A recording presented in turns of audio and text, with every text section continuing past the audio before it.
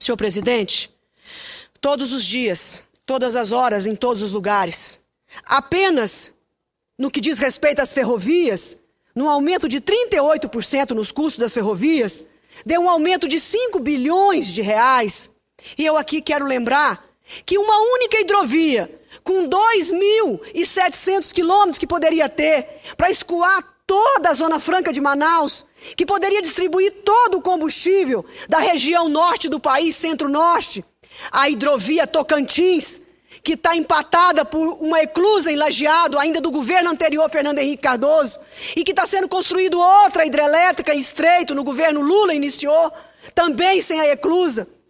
Portanto, os barramentos, os impedimentos, próximo ao futuro porto de Praia Norte, impede que essa hidrovia possa ser um instrumento poderoso para o Brasil, para diminuir o custo do Brasil, que aqui disse agora há pouco a senadora Ana Amélia, todos os senadores aqui puderam participar, mostrando o custo do Brasil. Extra hidrovia, senador Armando Monteiro, que conhece tão bem esse tema. A hidrovia Tocantins poderia custar em torno de 1,5 bi, apenas 1,5 bi. São 5 bilhões que foram denunciados pela revista Veja e pela presidente Dilma de um superfaturamento em menos de um ano de uma obra só. É por isso que o dinheiro não dá. Se é um sistema viciado de anos e anos, vamos corrigir, vamos estancar essa ferida. Mas nós precisamos de logística. O país não pode continuar com o custo que se encontra. Eu quero aqui apenas lembrar, e fico morrendo de inveja, apenas para comparar os Estados Unidos e a China, que tem mais ou menos o tamanho físico do Brasil, as rodovias pavimentadas. Na China, são 4 milhões de quilômetros asfaltados. Na China, são 1,5 milhão de quilômetros asfaltados. Nos Estados Unidos, 4 milhões de quilômetros asfaltados. Na China, 1,5 milhão. E no Brasil, 196 mil quilômetros. Estes são os nossos concorrentes. Os nossos concorrentes são os americanos, são os chineses, são os australianos, são os canadenses, que vão nos tirar do ramo, porque nós não temos logística. Mas ainda, a extensão ferroviária, será que não dói na consciência dessas pessoas antes de pôr suas garras no recurso público, no dinheiro alheio de trabalhadores deste país?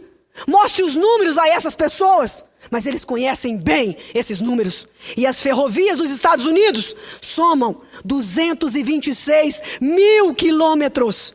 No nosso outro concorrente, China, 74 mil quilômetros. No Canadá, 48 mil quilômetros. Apesar das grandes extensões de gelo naquele país e que muito pouca área daquele país produz.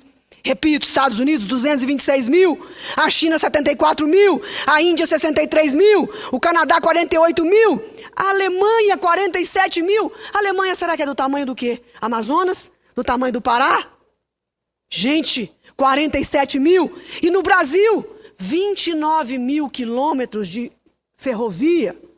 Enquanto o recurso público vai pelo ralo, o transporte, o Ministério do Transporte, deveria ser um ministério vital para o país, junto com a agricultura. Porque não existe produção, não existe industrialização, Armando Monteiro e Ana Amélia. Sem logística, os empresários pouco se importam, às vezes, com o ICMS do Estado. A primeira pergunta que eles fazem é por onde vai sair o que eu produzir aqui. Nós recebemos empresários todos os dias no Tocantins, com a ânsia e o desejo de levar o emprego para o povo. Mas nós não temos concluído. Nós não temos concluído as nossas obras. Nós sabemos que 70% das estradas do país são péssimas ou ruins. Não é só do governo Dilma, do governo Lula, mas vem de governos anteriores essa prática horrível de não priorizar a logística no país. E os portos do Brasil.